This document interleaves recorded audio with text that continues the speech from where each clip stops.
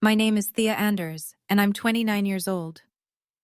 You were always our biggest disappointment, my mother said, while sliding a pen across the table so I could sign away my inheritance in front of 12 relatives. That was 3 years ago. I walked out of my parents' house that afternoon with nothing. No money, no family, no safety net. My sister Victoria took everything. The $4 million estate, the beach house, the investment accounts. My father didn't even look at me when I left. What none of them knew, not my mother, not my father, not my perfect sister, was what a single phone call between two lawyers would uncover 3 years later. And when my father finally heard the number, he said the same two words over and over, like a man who just watched his whole world tilt sideways. Before I go on, please take a moment to like and subscribe, but only if you genuinely connect with this story. Drop your location and local time in the comments. I'd love to know where you're listening from. Now, let me take you back to a Sunday afternoon in March, the day my family sat me down and erased me. The phone call comes on a Wednesday night. I'm sitting cross-legged on the floor of my studio apartment in New Haven, surrounded by fabric samples and floor plans for a client's living room renovation. My first real solo project. $800. I'm proud of it. My mother's name lights up the screen. Family meeting, this Sunday. Don't be late. No explanation, no warmth, just instructions. I almost don't go. Something in her tone feels off, sharper than usual, more rehearsed. But it's family. And despite everything, I still show up when they call. That's always been my problem. Sunday morning, I drive 3 hours from New Haven to Fairfield County. The March rain hasn't let up in days, and the windshield wipers beat a rhythm I can't shake. When I turn onto Ridgewood Lane, the house rises through the gray. Stone facade, black shutters, the kind of home that looks like it was built to intimidate. I grew up here. It never felt like mine. Inside, 12 people are already seated around the dining room table. Grandmother Rosemary sits nearest the window, hands folded in her lap.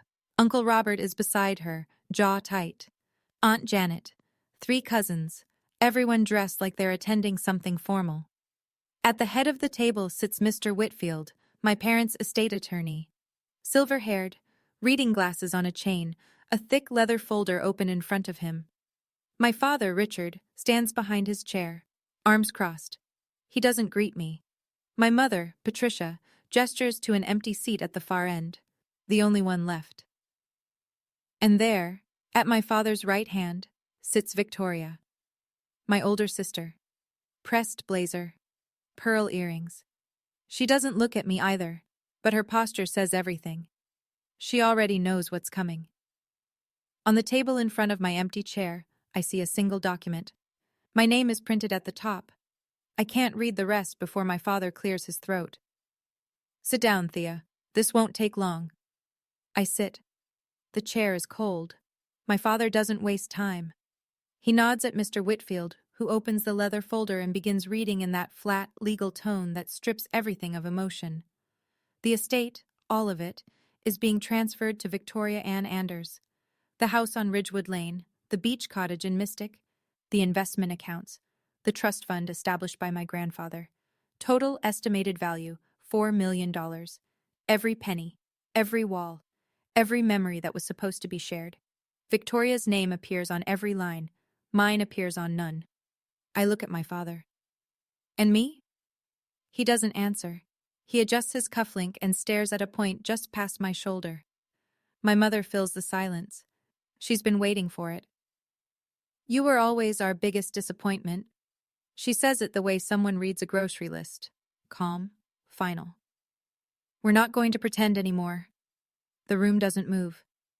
Grandmother Rosemary looks down at her hands. Uncle Robert shifts in his seat but says nothing. Aunt Janet studies the table. My cousins avoid my eyes like I've already stopped existing. Victoria sits perfectly still. She doesn't speak. But I catch it. The smallest tug at the corner of her mouth. Not quite a smile. Close enough. Mr. Whitfield clears his throat. He slides the document closer to me. A relinquishment of inheritance rights. Pre-drafted. Tabs already marking where to sign. We'll need your signature to finalize. I look at the pen. I look at my mother. Her chin is lifted. She's daring me to make a scene. I pick up the pen. My hand is steady. That surprises even me. I heard you, Mom, I sign. I stand before the ink is dry. Nobody stops me. Nobody says, wait. Nobody says, are you okay? The room exhales as I push back from the table, not with relief, but with the collective understanding that the uncomfortable part is over. For them. I walk through the hallway toward the front door. My footsteps echo on the hardwood. To my left, the gallery wall. I've passed it 1,000 times. 3 framed photographs. Victoria's law school graduation. Her accepting the Dean's Award. Her standing between Mom and Dad on a balcony in Rome. Silver frames, perfectly spaced. There are no photographs of me. I open the front door. The rain hasn't stopped. My phone buzzes before I reach my car. A text from Victoria. No hard feelings, right? It's just business. I stare at it for 10 seconds. Then I delete it. The drive back to New Haven takes 3 hours. I make it 20 minutes before I pull over. I park on the shoulder of I-95, turn off the engine, and sit there. Cars blur past. The rain hammers the roof. I don't cry. I don't scream. I just sit with it. The weight of being subtracted from your own family like a line item on a spreadsheet. 40 minutes. Then I start the car again. When I get home, my apartment is exactly as I left it. Fabric samples on the floor, the client's floor plan pinned to the wall, a bowl of cereal on the counter from breakfast. I check my bank account. $3,200. No family, no connections, no one coming to help. I sit on the kitchen floor that night and make a list. Not of what I lost, of what I still have. It's a short list, but it's mine. The first client cancels on a Tuesday. Hi, Thea. We've decided to go in a different direction. Best of luck. No explanation. I send a polite reply and move on. These things happen. The second cancellation comes 4 days later. This one stings more. It was a full kitchen renovation. 3 weeks of planning. Measurements already taken. The homeowner calls instead of emailing. We heard you're going through some personal issues, she says carefully. We just think it's better to work with someone more stable right now. I ask who told her that. She hesitates. I'd rather not say. Something cold settles in my stomach. 2 cancellations in 1 week, both using language that sounds coached, both pulling away for reasons that have nothing to do with my work. I take on smaller jobs. A living room refresh for a rental unit, $800. A color consultation for a couple in West Haven, $200. I eat cereal for dinner 3 nights a week. Not because I'm romantic about struggle, because cereal is $3.49 a box. Rock bottom isn't dramatic, it's quiet. It's splitting a box of pasta into 3 meals and calling it budgeting.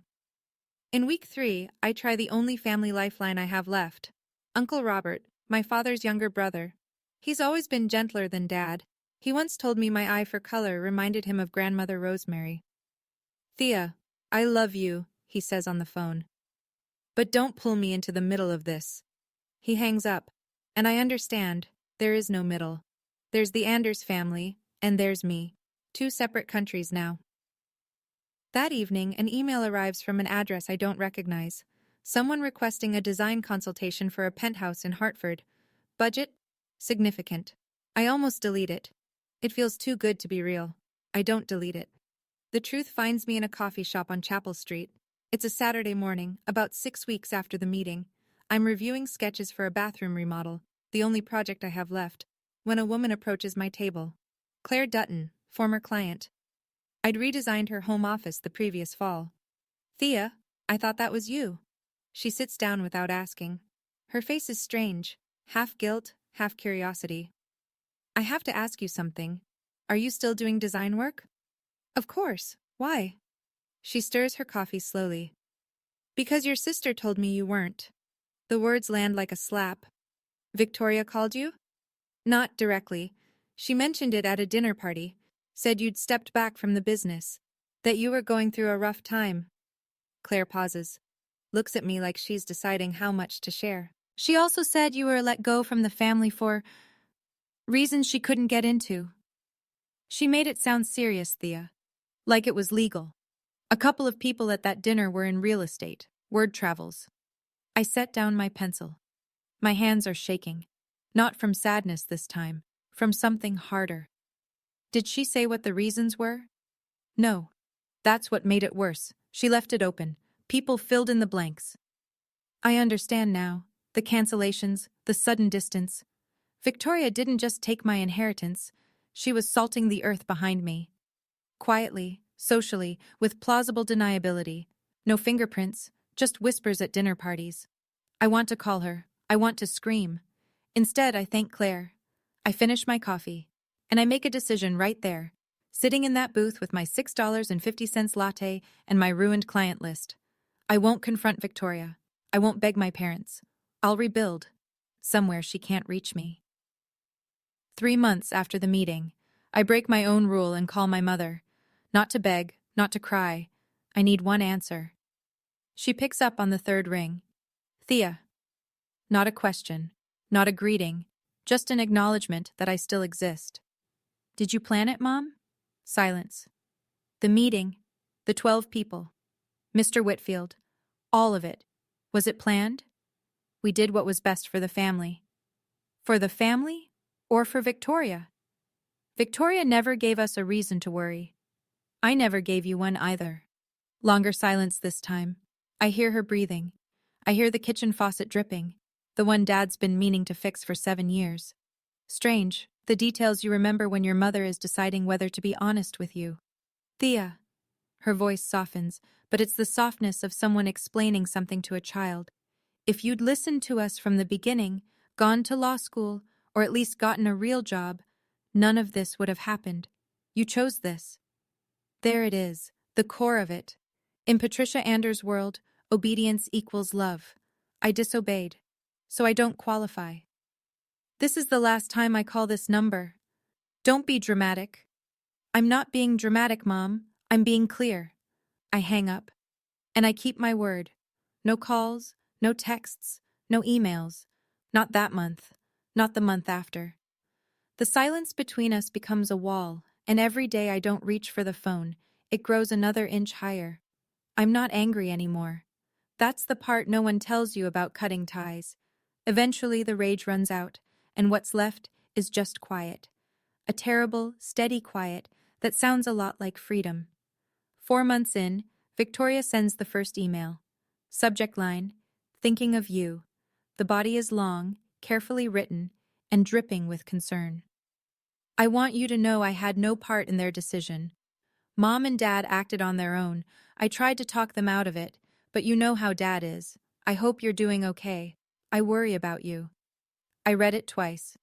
Not because it's convincing. Because it isn't. Every sentence is constructed like a legal defense.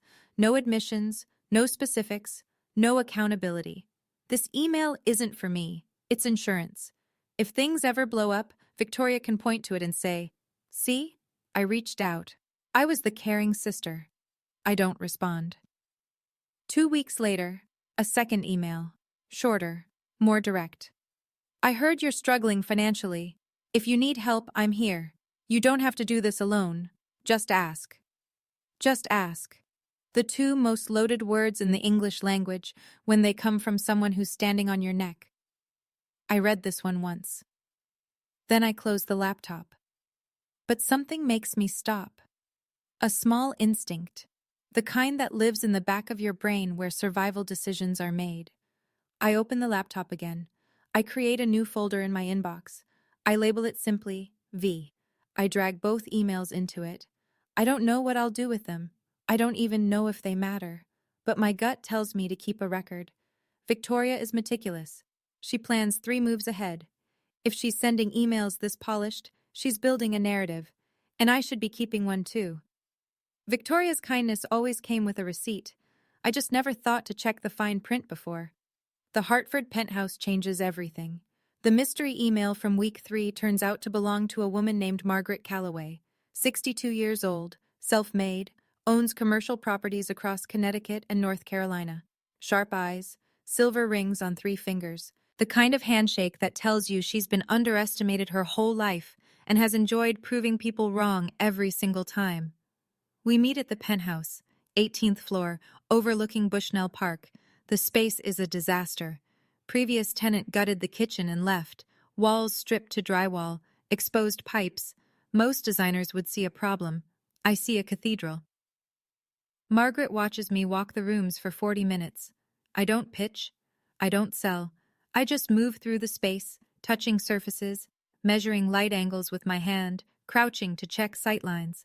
When I'm done, she's standing in the doorway with her arms crossed and the faintest smile. You see space differently than anyone I've met. The project takes 5 months. Budget, $120,000, more money than I've ever been responsible for. I don't sleep much. I source materials from salvage yards and artisan workshops. Every choice is deliberate. Every corner tells a story. When it's finished, Margaret walks through the completed penthouse and doesn't say a word for a long time. Then she turns to me. I have 3 colleagues who need someone exactly like you. Within 2 months, I have 4 active projects, real ones, not $800 living room refreshes, full residential redesigns with clients who found me through Margaret's name. Over dinner one evening, Margaret mentioned something that barely registers at the time, but later, much later, it will matter enormously. I'm looking into boutique hospitality. If you ever want to invest your time, not money, I'd like to talk.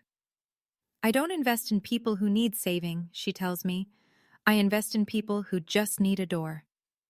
8 months after the family meeting, I leave Connecticut. Margaret's boutique hotel project is in Asheville, North Carolina, a city built into the Blue Ridge Mountains, full of artists and hikers and people who chose a different kind of life. It feels like the right place to stop running and start building. I pack my car, a 12-year-old Honda Civic with a dent in the passenger door, and drive south. Everything I own fits in the trunk and back seat. Fabric samples, a box of books, 3 houseplants I refuse to leave behind. In Asheville, I rent a 1-bedroom apartment above a pottery studio. The floors creak. The water pressure is a suggestion. It's perfect. I file the paperwork for an LLC. I choose the name carefully. Alder Interiors. No Anders anywhere. A clean start needs a clean name. Margaret and I formalize our arrangement. She invests $150,000 into Alder Interiors. Not charity, a business agreement with terms, margins, and milestones. I handle design. She connects me with property owners looking to renovate commercial spaces. Profits split by percentage. Everything documented. I work 14-hour days. Some nights, I fall asleep at my desk with a pencil still in my hand. I don't check social media. I don't call Connecticut. The world I came from shrinks a little more each week until it feels like something I watched in a movie once. Then, one Tuesday morning, my phone buzzes with a name I haven't seen in years. Daniel Reeves, college friend, now a real estate attorney in Charlotte. He's spotted Alder Interiors in a North Carolina business filing. Is this you? Thea Anders running an interiors firm? Congrats. Coffee sometime? For the first time in 8 months, I smile without thinking about it. I type back. Name a place. Daniel Reeves looks exactly the way I remember. Tall, slightly rumpled, the kind of guy who wears a suit like he's doing it a favor. We meet at a coffee shop in downtown Charlotte. He orders black coffee. I order the same. Some things don't change. We catch up. He's been practicing real estate law for 5 years. Good clients, steady work. He asks about Alder Interiors. I tell him the basics. Boutique hospitality, commercial renovations, Margaret's investment. He listens carefully. Lawyers always do. Then I tell him the part I haven't told many people. The meeting, the signing, the 12 relatives. Patricia's words. Daniel sets down his cup. His expression shifts from friendly to focused. Wait, your sister, Victoria Anders? Yes. From Fairfield County? Works at a firm in Stamford? That's her. Why? He's quiet for a moment, running something through his head. Her name came up in a transaction I was reviewing last week, a commercial deal in the Southeast. She was CC'd on an email chain between a broker and a property management group.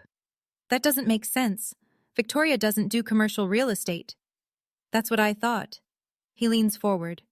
Thea, in those emails, your sister was warning them about you. She said you were unreliable, that your family cut ties with you for serious financial concerns. She used your full name. The coffee tastes like ash. She told them not to work with anyone connected to Thea Anders. I don't speak. The coffee shop noise fills the gap. Espresso machine, laughter, someone's playlist bleeding through cheap speakers. Daniel watches me carefully. Don't do anything yet, he says. Let me look into it. But Thea, if this is what I think it is, your sister wasn't just favored. She was actively working against you. I nod. My hands are flat on the table, steady. But under the surface, something is shifting. I need to pause the story here for a second, because this is the moment where everything splits. If you were me, if you just found out your own sister was going behind your back, sabotaging your name, making sure you couldn't rebuild, what would you do? Would you confront her?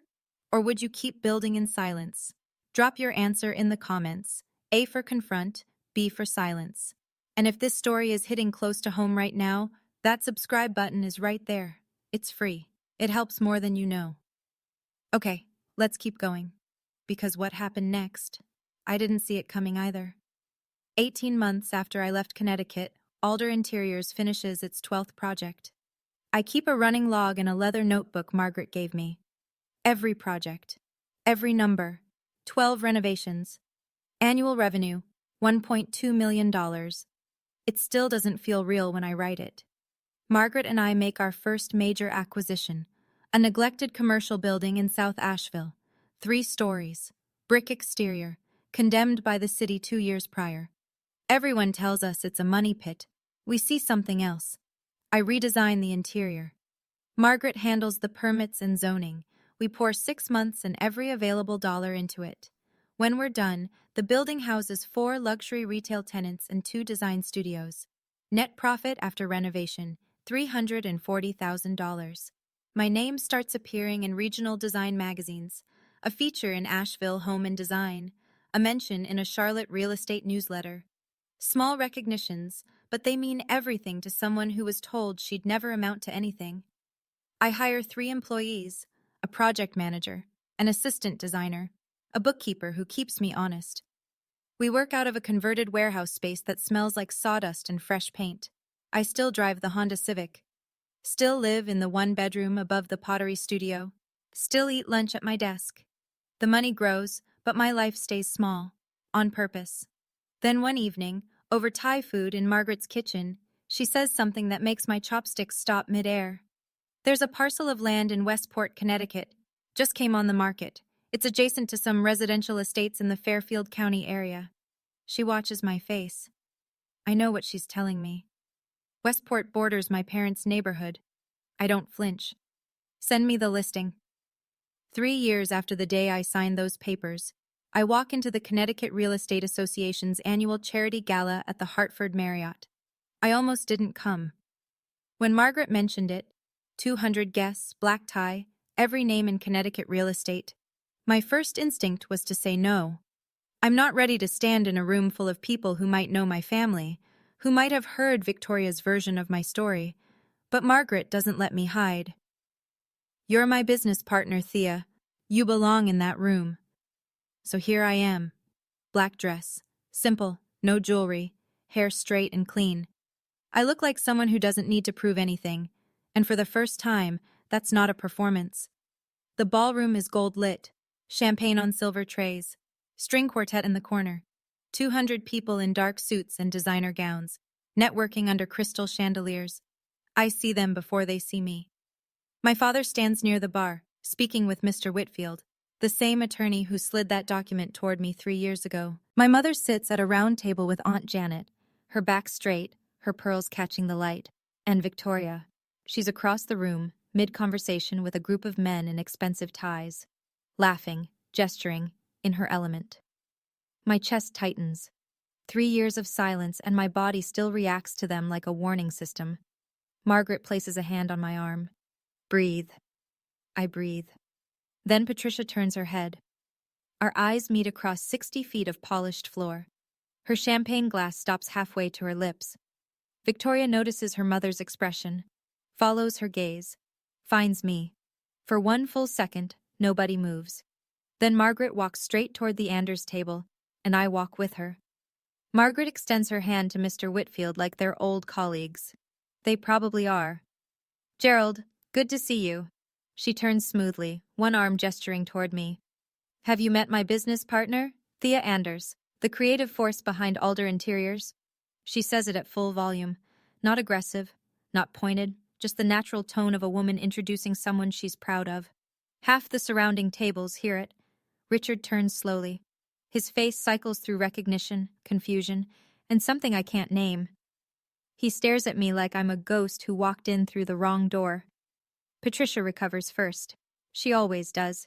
Thea! Her smile appears like a light switch. Instant, practiced, camera ready. What a surprise! We've been so worried about you. She reaches for my hand. I let her take it. One squeeze. Then I pull back. I appreciate that, Mom. I've been well. Victoria appears at the table's edge. She's watching me the way a chess player watches an unexpected move. We heard you were doing some decorating work? She tilts her head, a small, patronizing smile. That's sweet. The word sweet lands exactly as she intends it. Dismissive, minimizing. But Margaret heard it.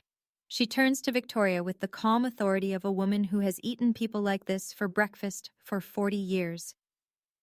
Decorating? Alder Interiors manages a $6 million commercial portfolio. I'd hardly call that decorating. The table goes silent. A man seated beside Mr. Whitfield lowers his scotch. Two women behind us stop their conversation. Victoria's smile doesn't disappear. It freezes. A colleague of Victoria's, a real estate lawyer I don't recognize, leans over. Alder Interiors? She owns that? We just contracted them for our Stamford project. Victoria's face goes white. I stand perfectly still. I didn't come here to prove anything. I came because I was invited. And right now, that's enough. 1 week after the gala, the phone call happens. I'm not there for it. Daniel tells me afterward, sitting across from me at his office in Charlotte, a legal pad covered in notes between us. Here's what happened.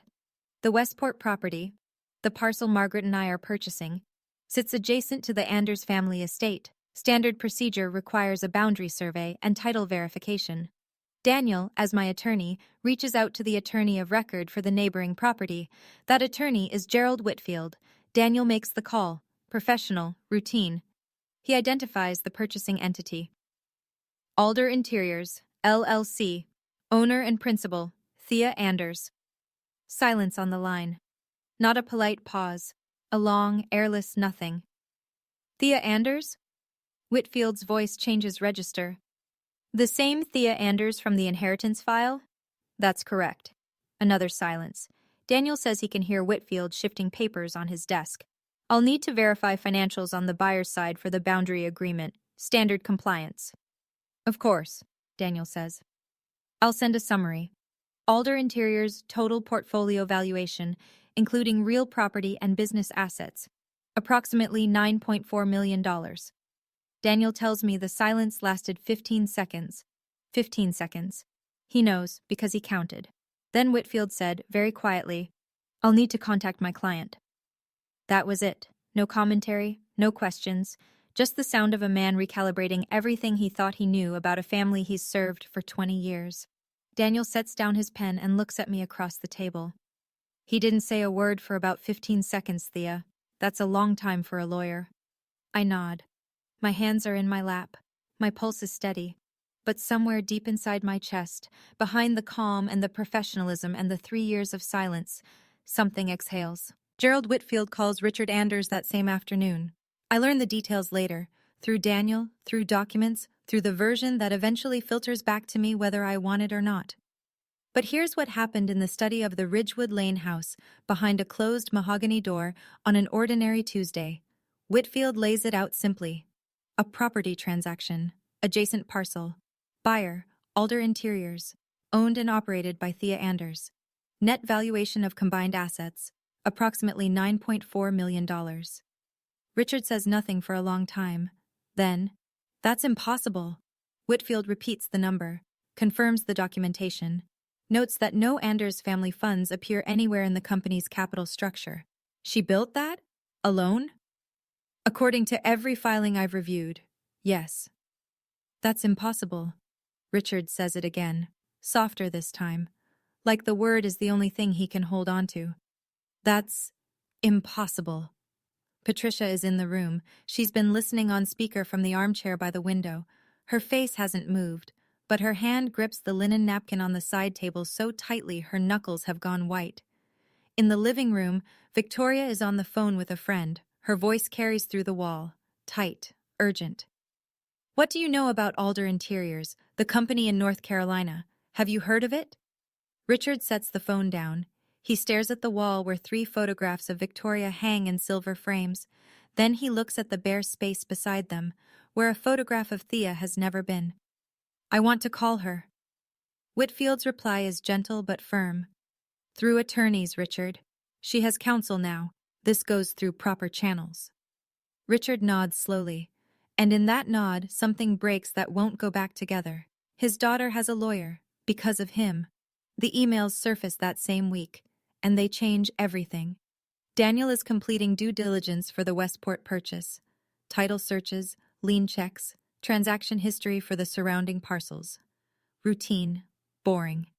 The kind of paperwork that makes law school graduates question their life choices. But buried in a chain of correspondence between a regional brokerage and a property management firm, Daniel finds something that is not routine at all. An email from Victoria Anders, sent 14 months earlier, addressed to a commercial broker named Paul Erickson. The subject line, "Heads up, confidential." The content, Victoria expressing concern about a woman named Thea Anders who may approach firms in the Southeast market. She describes me as financially irresponsible. Claims I was removed from the family due to serious trust issues. Advises Erickson to exercise caution with anyone associated with that name.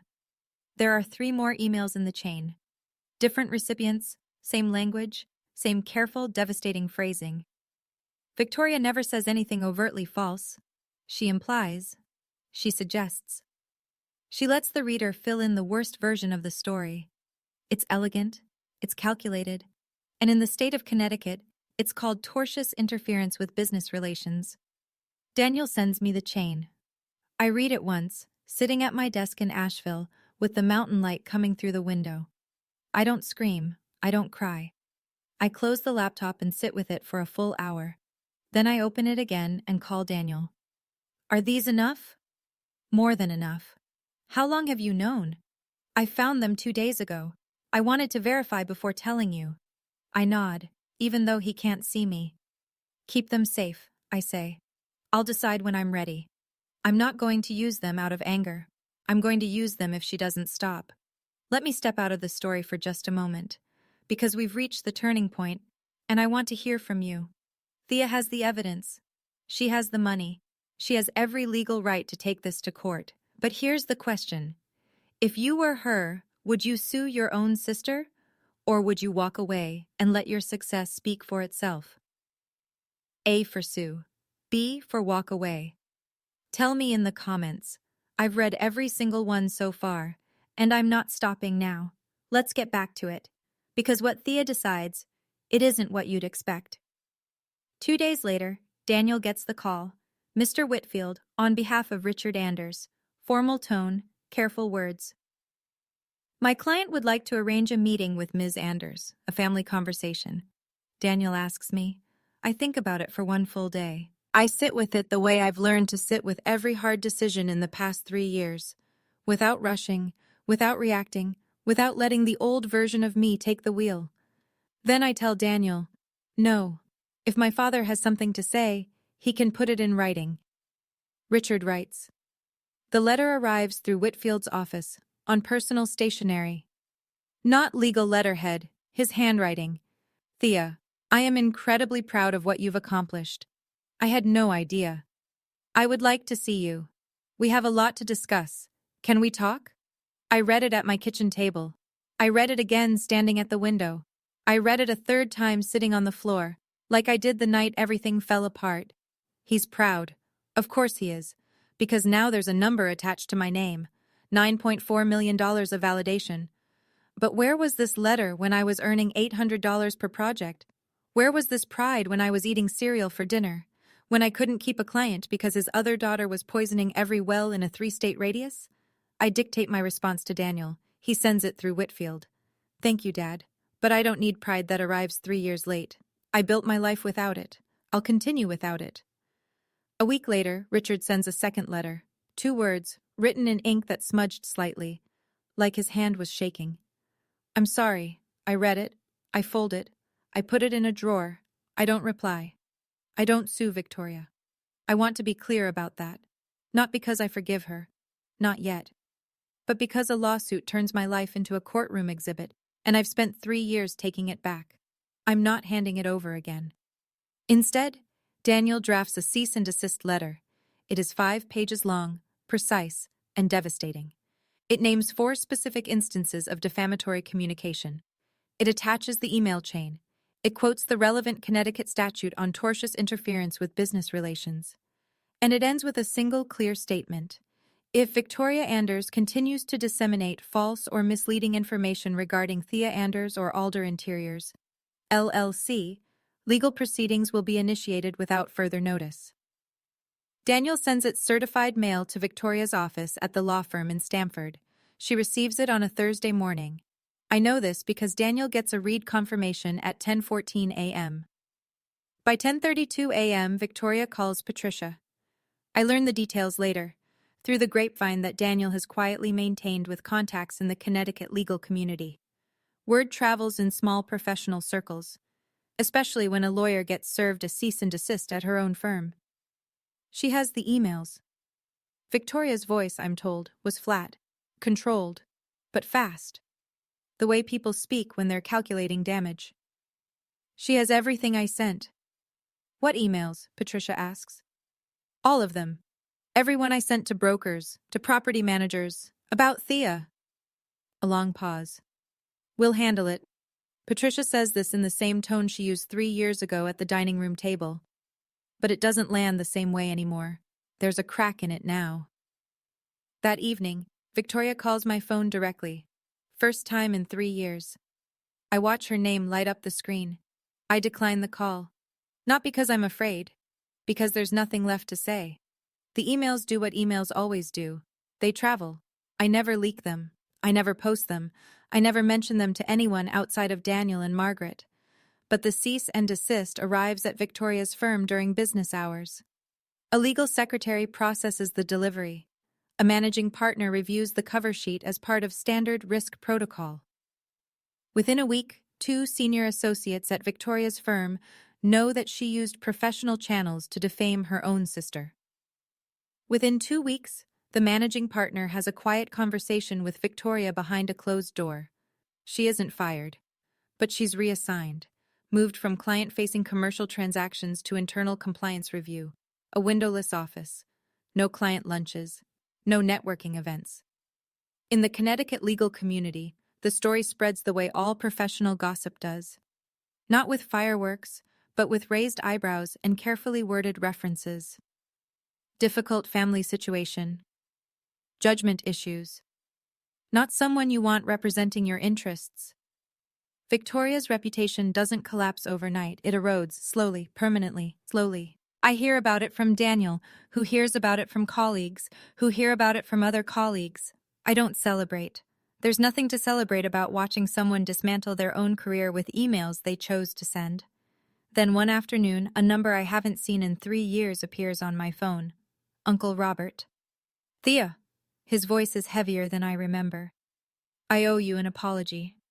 For what? For that day. The meeting. I should have said something.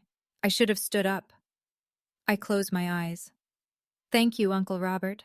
That means more now than you know. He asks if he can visit sometime. I tell him Asheville is beautiful in spring. When we hang up, I sit for a long time. The emails expose themselves. I didn't have to. The house on Ridgewood Lane gets quieter. I hear fragments of what's happening through Uncle Robert, who starts calling me every other Sunday. He keeps it light. Weather, his dog, a funny story about Grandmother Rosemary. But sometimes, without meaning to, he lets details slip. Richard has stopped attending his weekly golf game. He sits in his study for hours. The bookshelves are lined with law journals he'll never open again. And somewhere on his desk, Robert saw it once, is a printout, a magazine article about Alder Interiors. My photograph is in the corner. Richard has read it so many times the paper is soft at the creases. Patricia holds the line. In public, she tells friends the same story she's been telling for 3 years. Thea was always the difficult one. Now that she has money, everyone wants to rewrite history. She says this at brunch, at book club, at the farmer's market on Saturday mornings. But Robert tells me that late at night, he's heard her through the bathroom door, crying. Not the performative kind, the kind that sounds like it comes from a place she won't admit exists during daylight. Richard sends a third letter. Handwritten, like the second. Longer this time. I'm not asking you to come back. I know I don't have that right anymore. I just want you to know. I was wrong. I see it now. I see you now. I know it's too late. I read it sitting on my porch in Asheville. The mountains are turning gold. The air smells like wood smoke and rain. I cry. For the first time in 3 years, I let myself cry. Not from pain, from the ache of getting something you once needed desperately, long after you've learned to live without it. I fold the letter. I put it in the drawer with the other one. I don't reply. Margaret tells me over dinner, on a Tuesday, like it's nothing. We're at her farmhouse outside Asheville. She's made roast chicken and opened a bottle of wine she's been saving for no particular occasion. The fire is low. Her cat is asleep on the armchair. I knew your father. I set down my fork. Not now, she says. 30 years ago, when I was starting my first company, Richard Anders was a young attorney in Fairfield County. Sharp, ambitious. He was one of my earliest legal advisors. I don't speak. He was good at his job, but he measured everything in numbers. Revenue, returns. If it couldn't be quantified, it didn't exist for him. She pauses. He told me once that I lacked vision, that boutique real estate would never scale. I ended the retainer that week.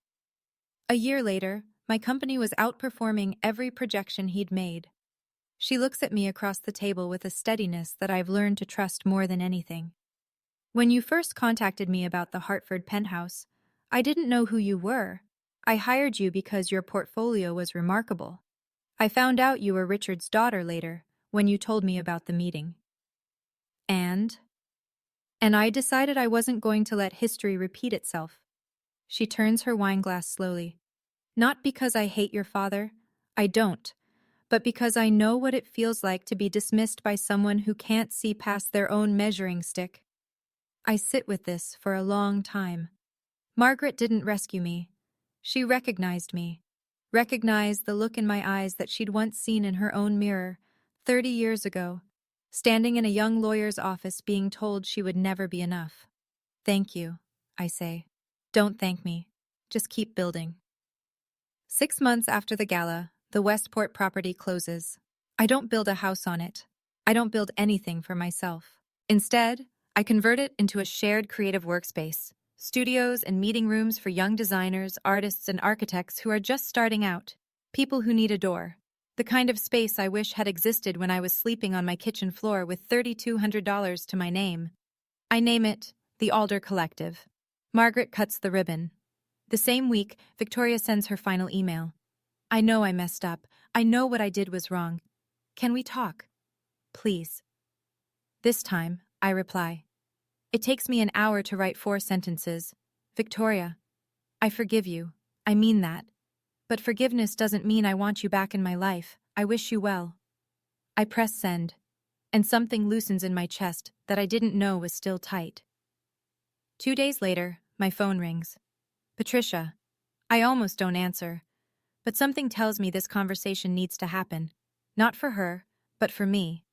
One last time. You proved your point, she says. Now come home. I stand at the window of my apartment. The mountains are blue and endless. The pottery studio below is playing something soft on the radio. Mom, I didn't prove a point. I built a life, and this is my home now.